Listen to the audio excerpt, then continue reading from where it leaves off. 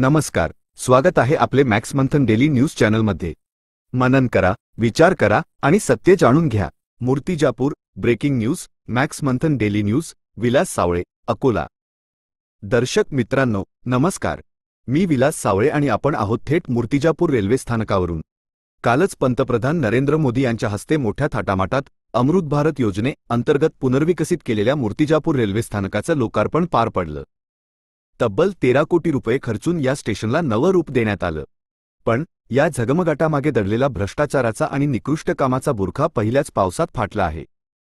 काल सायंकाळी झालेल्या जोरदार पावसानंतर जे चित्र समोर आलं ते पाहून सगळेच थक्क झाले।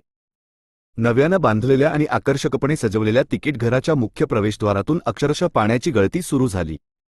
विचार करा, प्रवाशांचं स्वागत फुलांनी आणि चांगल्या वातावरणाने व्हायला हवं होतं, पण इथे तर पाणी टपकून त्यांचं स्वागत होत आहे। अमृत भारत स्टेशन योजनेत मूर्तिजापूरचा समावेश होता आणि स्थानिक खासदार अनुप धोत्रे व आमदार हरीश पिंपळे यांच्या उपस्थितीत याचा शानदार उद्घाटन सोहळा संपन्न झाला। मात्र या तथाकथित विकासकामाचा दर्जा पहिल्याच पावसात उघड झाला।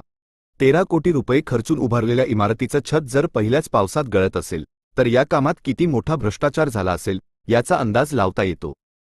या निकृष्ट दर्जाच्या कामामुळे नागरिक प्रचंड संतापले आहेत आणि आता त्यांची नजर खासदार अनुप धोत्रे, आमदार हरीश पिंपळे आणि भुसावळ रेल्वे विभागाच्या DRM स्मृती पांडे यांच्याकडे लागली आहे। हे लोकप्रतिनिधी आणि रेल्वे प्रशासन या गंभीर घटनेची दखल घेऊन संबंधित कंत्राटदारावर कठोर कारवाई करतील का, याकडे आता मूर्तिजापूरकरांचे लक्ष लागलं आहे। मूर्तिजापूरमधून कॅमेरा पर्सनसोबत विलास सावळे, मॅक्स मंथन डेली न्यूज, अकोला। मॅक्स मंथन न्यूज मध्ये आपलं सहर्ष स्वागत। चॅनल आवडला असेल तर लाईक करा, शेअर करा आणि सबस्क्राइब करा।